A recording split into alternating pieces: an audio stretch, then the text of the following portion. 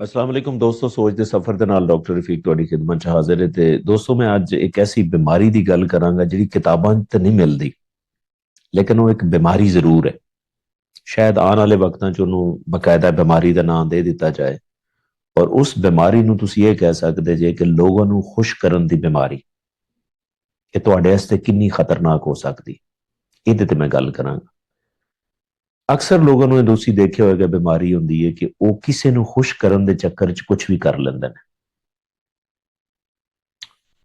ਔਰ ਉਹਦੇ ਨਾਲ ਹੁੰਦਾ ਕੀ ਹੈ ਕਿ ਜਦੋਂ ਉਹ ਕਿਸੇ ਨੂੰ ਖੁਸ਼ ਕਰਦੇ ਨੇ, ਔਰ ਜ਼ਿਆਦਾਤਰ ਖੁਸ਼ ਉਹਨਾਂ ਨੂੰ ਕਰਦੇ ਨੇ ਜਿਹੜੇ ਉਹਨਾਂ ਤੋਂ ਵੱਡੇ ਹੁੰਦੇ ਨੇ, ਪੈਸਿਆਂ 'ਚ ਵੱਡੇ ਹੋ ਗਏ, ਉਹਦੇ 'ਚ ਵੱਡੇ ਹੋ ਗਏ, ਪਾਵਰ 'ਚ ਵੱਡੇ ਹੋ ਗਏ। ਤੇ ਜਦੋਂ ਉਹ ਖੁਸ਼ ਕਰਦੇ ਨੇ ਨਾ, ਤੇ ਉਹਨਾਂ ਦੀ ਤਰਫੋਂ ਇੱਕ ਸਿਗਨਲ ਆਉਂਦਾ ਹੈ ਕਿ ਹਾਂ ਤੁਸੀਂ ਸਾਨੂੰ ਖੁਸ਼ ਕੀਤਾ।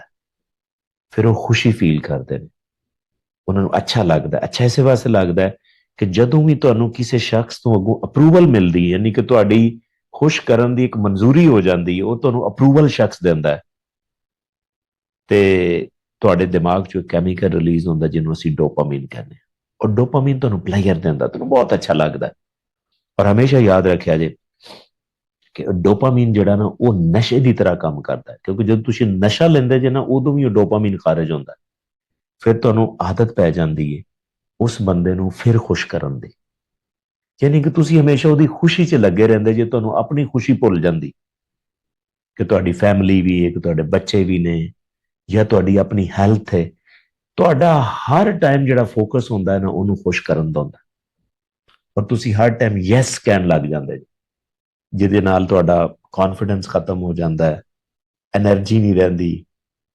ਠੀਕ ਹੈ, ਹਰ ਟਾਈਮ ਸਟ੍ਰੈਸ 'ਚ ਰਹਿੰਦੇ ਜੇ ਕਿ ਮੈਨੂੰ ਖੁਸ਼ ਕਿਵੇਂ ਕਰਨਾ, ਔਰ ਤੁਸੀਂ ਨੋ ਨਹੀਂ ਕਹਿ ਸਕਦੇ, ਜਿਹਦੀ ਵਜ੍ਹਾ ਤੋਂ ਤੁਹਾਡਾ ਆਪਣਾ ਕੋਈ ਫੈਸਲਾ ਹੀ ਨਹੀਂ ਹੁੰਦਾ। ਸਭ ਤੋਂ ਵੱਡਾ ਪ੍ਰੋਬਲਮ, ਖਤਰਨਾਕ ਜਿਹੜੀ ਚੀਜ਼ ਹੁੰਦੀ ਹੈ, ਉਹ ਤੁਸੀਂ ਆਪਣਾ ਕੋਈ ਫੈਸਲਾ ਹੀ ਨਹੀਂ ਕਰ ਸਕਦੇ। ਯਾਨੀ ਕਿ ਤੁਸੀਂ ਹਮੇਸ਼ਾ 24 ਘੰਟੇ ਤੁਸੀਂ ਉਸ ਬੰਦੇ ਨੂੰ ਖੁਸ਼ ਕਰਨ 'ਚ ਲੱਗੇ ਰਹਿੰਦੇ, ਪਰ ਆਪਣੀਆਂ ਸਾਰੀਆਂ ਚੀਜ਼ਾਂ ਭੁੱਲ ਜਾਂਦੇ ਜੀ, ਜਿਹੜੀ ਸਭ ਤੋਂ ਵੱਡੀ ਖਤਰਨਾਕ ਚੀਜ਼ ਹੈ।